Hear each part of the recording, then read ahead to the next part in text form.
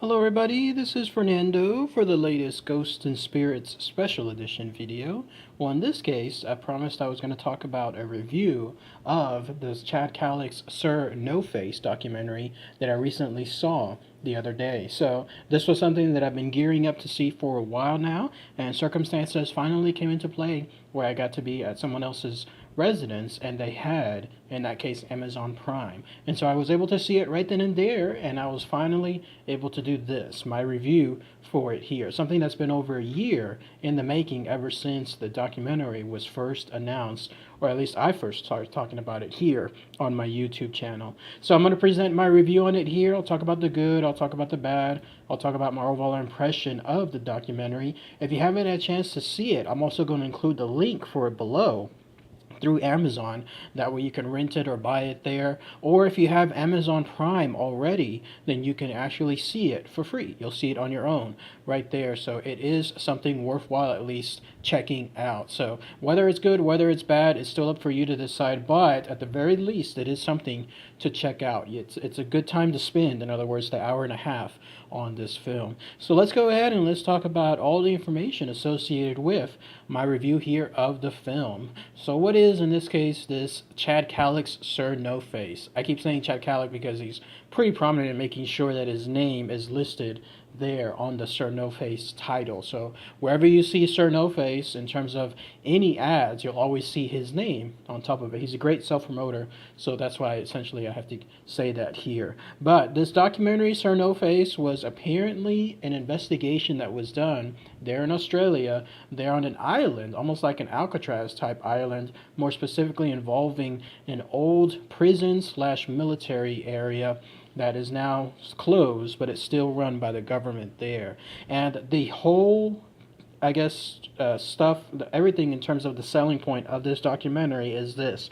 It supposedly presents the most convincing, absolutely convincing evidence ever when it comes to the existence of ghosts. So all the evidence you've ever heard of in the past, everything else in terms of found footage or in terms of documentaries or in terms of viral videos, all that stuff, none of it is apparently up to the par of this evidence here. That's at least the way this film presents itself, the way the documentary comes across. It makes that very bold claim. So, being able to finally see this evidence firsthand, and I'll talk about that more here in a minute, I'll showcase my thoughts on it, and then also give a brief example of it. I can't necessarily show it because I don't want to risk, in other words, this video being taken down or anything like that, but at least I'll be able to show everything up to it, and then when you see the documentary, you'll be able to make your own mind as far as to this evidence. Those of you that have seen it, you'll know exactly what I'm talking about here in a minute.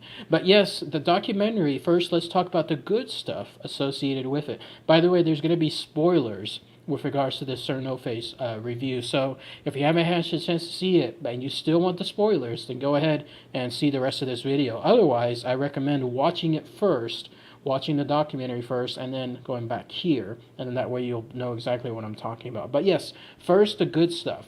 I was surprised at the level of documentary that this was. Like, it was not something that was made amateurly, if that is a word. More on the lines, it was made on a very professional standpoint. And I was more surprised by the way it was presented. So instead of it just being, I thought it was going to be like a Ghost Adventures episode where the location is found, the build up to the investigation is there, and then finally the investigation is finalized with the payoff, in this case the actual evidence. I thought it was going to follow that criteria, like, in other words, your average Ghost Adventures episode, but no. Instead, the first part of the movie, probably about maybe 30 minutes or so, it's focusing on his life, in this case Chad Calick's life as a paranormal hunter. So a lot of people were kind of decrying this, and they were stating that it was too much time spent on this, but I thought it was actually something quite well, like in terms of a fresh new way of seeing these type of films, because you got to see his life both before, during, and then after the specific ghost hunt. It was almost like the life of a paranormal hunter itself. Truly a behind-the-scenes look into, let's say, whatever makes up the ticking of somebody that hunts ghosts for a living. That was pretty refreshing. Again, seeing all of this, because you got to see how they prepare for the investigation. You got to see how they prepare for the Q&As, the evidence that they present whenever Chad goes on those tours throughout various parts of various countries. You got to see his family. You got to see their lives as well, how this kind of stuff impacts them too. The Ghost Group, the way it was presented as well, the group that found all this evidence. You got to look into their lives as well. All of that was pretty neat. Like, again, it was something that you could see and then almost be there, almost like in a voyeuristic way, see the lives of these people during this type of stuff. You never really see that anywhere else, so that was definitely good. Also, the build-up to the evidence, finally, the evidence itself was very good too. So that was going to be the selling point, like I mentioned earlier. So they did a very good job of building the hype for it. Like Chad himself would document in these vlogs about his excitement for seeing and finally getting able to go out into this venture and then find this place and then be presented with the evidence. And that was another interesting thing. He did not find the evidence. The Ghost Group that presented it to him did. So he did not see it firsthand. Instead, he was presented for it afterward, but he was still pretty hyped to see this evidence, what was documented to be the most realistic evidence possible. And then the other good thing about this documentary was once the evidence was presented, he spent the rest of the movie, the rest of the documentary, focusing on critiquing it. That also surprised me too, because here I thought it was going to be presented just as is. Like, this is the evidence, here it is in plain daylight. It's fantastic. It's going to be the best evidence ever, and that's it. No, in this case, he was given this evidence. He shared it with this documentary, and then he spent the rest of the film focusing on attacking it.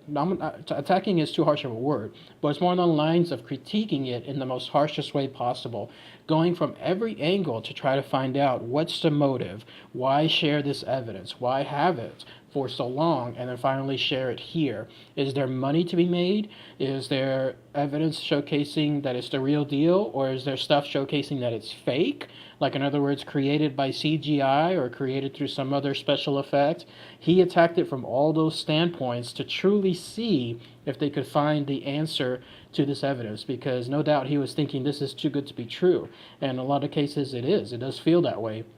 But he wanted to make sure, and there was a very memorable part in the documentary where he's stating that once this goes out there into the world, then it'll be attacked. And so he wants to absolutely make sure that he's not necessarily caught with his pants down on this stuff. He wants to not just be so naive to not know that this could have been faked or this could have had ulterior motives. So that was very, very fascinating. I was not expecting that critique. That earned kudos in my case for this documentary. And the other thing that was good about it is everybody came across very likable, not in the sense like it was, I guess, crafted that way, more in the sense that it came off real. Like the Chad himself, everybody within the Ghost Group, everybody behind the scenes, everybody seemed like the kind of people that you just want to have a beer with, as the expression goes. You just want to have time to spend with them and see more of them. So the film did a pretty good job with regards to that. Nobody came across essentially as being downright mean or hostile or something along those lines. No, this was just something that it shows the good-natured stuff of ghost hunters, because there's clearly others out there that are more along the lines of show business. They're in it for the money, or there's other motives involved. But here, everybody truly seemed like they were out there as a passion to hunt for ghosts, and I like that aspect too. Now let's talk about the evidence itself. So again, I won't show, and I have found pictures of the Sir No Face spirit, but I won't show it here, only because again I don't want to risk this stuff getting taken down.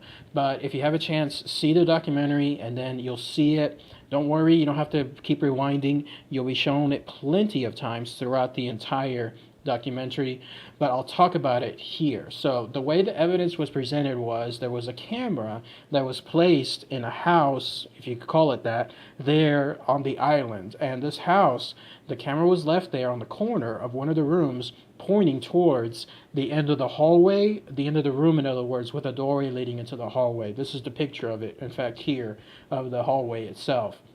So this camera was pointing towards it. No one else was in the house. No one else was surrounding it. No one else was even near it. In fact, the way that the documentary states, everybody was across the way on the entire other side of the island, nowhere near this location. And lo and behold, cut to somewhere around past 2 a.m. or so, this thing, if you could call it, peered over the corner, peered over the doorway to look inwards. And it did so very quick. We're talking like half a second to maybe a second at most. So it peered over, it realized that something was videotaping it, and then it peered back across the way. So in other words, it peered over and then it disappeared backwards into wherever it was from. Very quick, but again, it's presented loop after loop, so you get to see it over and over. And whatever this thing was, it's very real looking. I don't want to necessarily say if it is true evidence just yet, but it's very real looking. It has a solid mass. Parts of it seem to look transparent. It's about the size of a small boy. More on that here in a minute. And it has, more distinctly, no face. That's why it's called Sir No Face, because apparently there is a ghost, one specific ghost, that resides throughout that island that comes out or makes appearances, if you will, if you address it as Sir. I think it ties into the military aspect of that location and how there were a lot of military people that used to live there. So if you call it Sir, you have a higher chance of it coming out. And when it made its appearance, it had no face, so that's why it's called Sir No Face, hence the name of the documentary here. But yes, it did present itself, quickly went backwards. The ghost group did not know that that happened until they reviewed the evidence afterward, like let's say back into their home or whatever their headquarters was. And when they saw it, of course, that's when it floored them. And then that's when they were able to present it throughout some of their presentations afterward. That's what this ghost group did, apparently.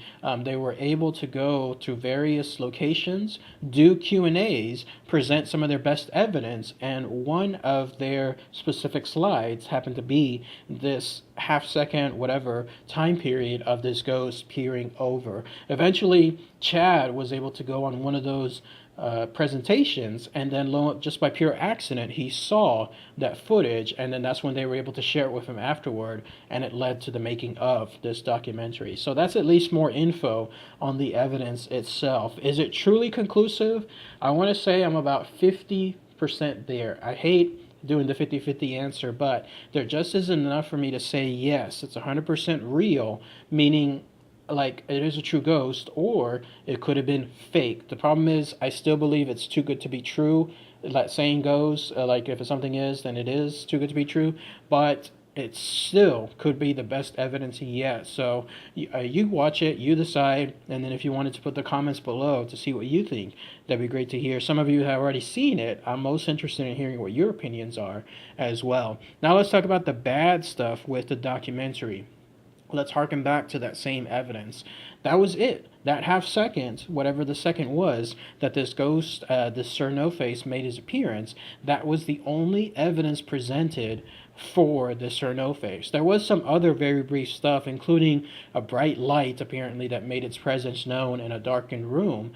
And then that was it. The very lack of evidence. So in a documentary here that claims to present the most certifiable evidence ever in the history of ghost evidence, that's pretty much it. You're looking at a full second of evidence throughout the entire 90 minutes. It kind of was a little frustrating because it reminded me of Zak Bagans, his Demon House documentary, how the entire movie built up to him staying in that house, and then it showcases just one tiny, or large in this case, but a tiny portion of a second shadow that comes across the hallway, and that was it. So it also made me wonder, like, why didn't they go back if they have this evidence like right there to be able to go back and then try to find more of it, especially since that island, apparently it's owned by the government there in Australia.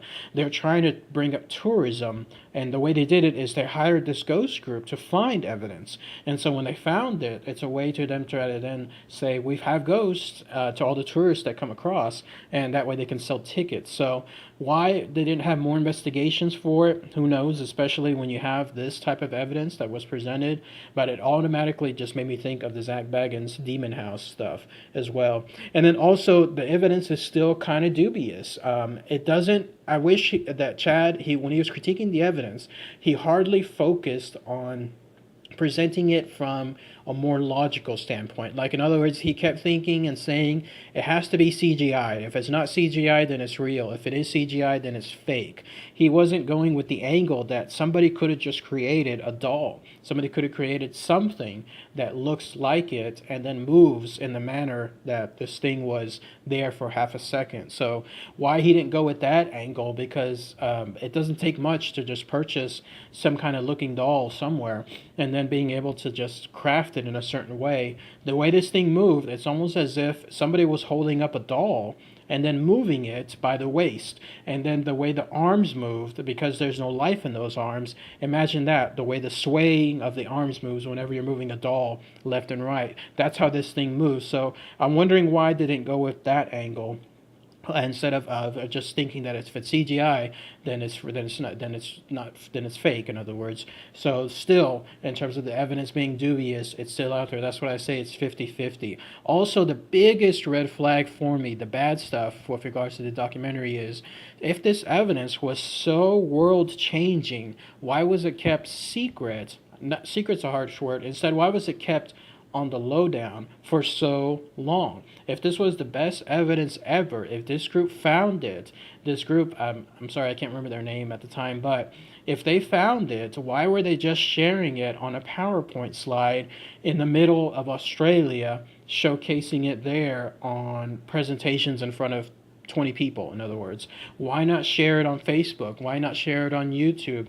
This kind of stuff would have gone viral immediately. There would have been news about it. People would have said, this is the best evidence ever. You would have had probably even Ghost Adventures, Ghost Hunters, others would have logged in, seen this stuff, and then tried to find more evidence of it. Why was it kept in a PowerPoint for so long and then shared only with Chad just by pure accident? It seems like it's almost like a contradiction of sorts. If you have the best evidence ever in the world, then why just not share it? Why do you have to keep it so secret and then only share it with Chad, who in turn only shared it in this film that you have to pay a fee for? Doesn't that sound like it's more of a red flag type stuff when it comes to the way this was presented? Who knows if there's other reasons for it? If the film would have brought up more reasons as to why it was kept for secret so long, but they just didn't go with that angle either. I thought if they would have, it would have made more sense. I'm talking about more of a real world type logistics. Like, if you have the best evidence ever, like if you had 100% proof that Bigfoot existed, here you have a video camera capturing him jumping across highways in clear crystal daylight footage, like obviously no mistaking that this is Bigfoot. Why would you keep it in a PowerPoint presentation and only share it with a small group of people here or there? You would instantly share it online. You would say, hey, look everybody, look what I just caught. And you would share it there, and it would go viral. People would then share it on YouTube, on Twitter, anywhere, any other social location, people would share it, and it would just grow from there. So if you kept it in your own possession for that long, something else seems dubious. So that's the other bad stuff with this documentary. But what do you guys think? That's my review in this case of the Chad Kalisz Sir No Face. Overall, I would say it's a good documentary. It's more good than bad. You do have to watch it. I do recommend it again. And I'll do just a brief talk about the sequel, because yes, indeed, ghosts do get a sequel, apparently, in the real world. It has to do with this. You're looking at it now. It's known as Chad Kalisz Two-Face the Gray. So apparently they're going with this angle. This, by the way, is a bit of a spoiler, because spoiler, this is a major spoiler. I'm giving you a last warning. In this case, it has to do with the ghost that was caught, that I was just talking about here in this video. So this ghost apparently now is not a ghost. It is in fact a gray, an actual gray alien, your standard classic gray, tiny gray, big head, big eyes. tiny body, skinny body, in other words. That's what we saw in that location. Because if you go to the website for Sir No Face, or I'm sorry, Two Face the Gray, you'll see their Chad Calix in that case description of this sequel. He states, this is from him directly, he states that others have noted that this thing, whatever it was, made an appearance, looks like an alien, it looks like a gray, and that's not something that they wanted to push away. So it turns out that they did come across an alien or UFO type angle when they were investigating this location, but because they were intimidated by certain factions, certain evidence, certain departments, he hasn't revealed who yet. Presumably it was some government authority or someone else, somebody with like a code, project name, whatever. Because they were intimidated by those departments, they were told not to talk about it as something involving the world of aliens or the world of UFOs. So that's why he's stating that instead the first film, they presented it as a ghost or as a spirit, but now they are talking about it. They're not withholding the evidence anymore. They're going to critique it now as being a visitation of a UFO, or in this case, a gray, an alien from a UFO itself. So that kind of sets red flags for me too. Because how can you talk about something being more paranormal the first time, and then all of a sudden now it's no longer paranormal? Instead, it's going to be more along the lines of something from the alien UFO world. I'm not kidding. I'll include the link below, by the way, of the description, so that way you can see it. But that's going to be the sequel. So in this case, the spirit is no longer a spirit. It's a gray, and that's why you see the poster of it here, looking like a gray from the alien world. So, but anyways, that's all the info associated with my review here. Again, it'd be great to hear what your comments are about this movie, this documentary, if you've had a chance to see it. And then if you wanted to come back afterward and post your own opinion here, please share with everybody. So, all right, everybody. Thanks again as always. Take care. Bye.